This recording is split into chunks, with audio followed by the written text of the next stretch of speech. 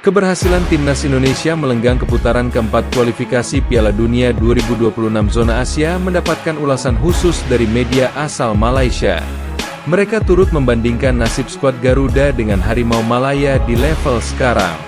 Ulasan tersebut tak terlepas dari keberhasilan Timnas Indonesia menumbangkan Cina pada lanjutan grup C putaran ketiga kualifikasi Piala Dunia 2026 zona Asia dengan skor 1-0 di Stadion Utama Gelora Bung Karno di Senayan, Kamis, 5 Juni 2025, malam.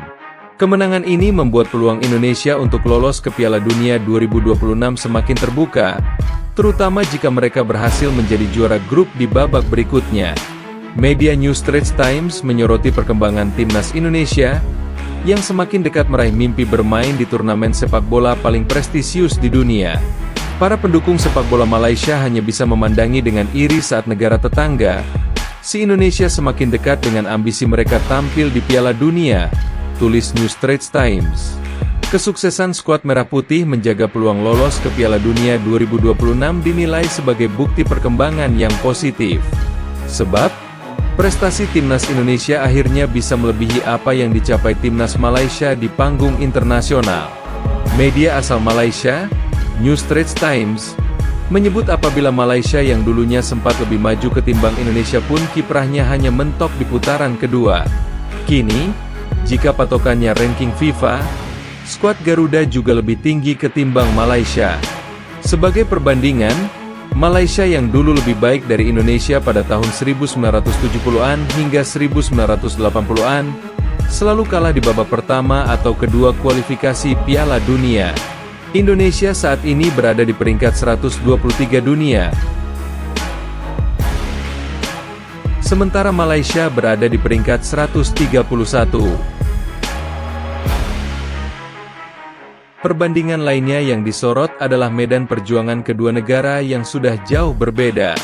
Saat ini, Timnas Indonesia asuhan Patrick Kluivert tengah melambungkan harapan lolos ke Piala Dunia 2026.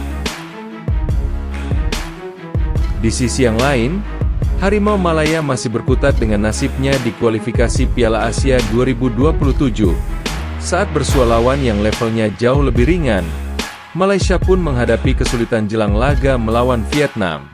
Jika Malaysia kalah di kandang sendiri, peluang mereka untuk lolos akan sangat tipis, mengingat hanya juara grup yang berhak melaju ke putaran final. Inilah realitasnya.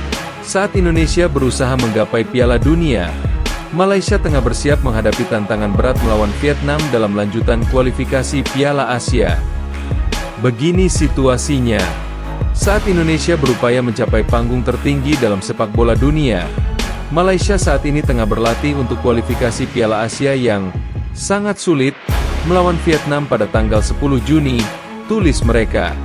Sejauh ini, Malaysia masih antusias untuk menantikan pertandingan kedua mereka di kualifikasi Piala Asia 2027 melawan Vietnam yang bakal berlangsung di Stadion Nasional Bukit Jalil, Kuala Lumpur, Selasa, 10 Juni 2025. Perbedaan lainnya yang juga mencolok dari kedua negara serumpun ini ialah sumber-sumber pemain keturunan yang dibidik, demi bisa menjalani proses naturalisasi dan memperkuat tim nasional masing-masing. Saat ini, Timnas Indonesia lebih banyak mengandalkan pemain-pemain keturunan yang lahir di Belanda. Hubungan historis antara kedua negara pada zaman kolonial membuat banyak pemain keturunan Indonesia yang kini tinggal di Belanda. Sementara itu, para pemain keturunan Malaysia bersumber dari seluruh dunia. Dari 5 pemain naturalisasi yang terbaru ini saja, 3 berasal dari Argentina, 1 dari Spanyol dan sisanya dari Brasil. Sementara itu, Malaysia sibuk merekrut pemain warisan dari seluruh dunia. Mereka yang memiliki hubungan leluhur dengan Malaysia. Indonesia telah melakukan perekrutan pemain dan pelatih kelahiran Belanda dari bekas penjajah mereka.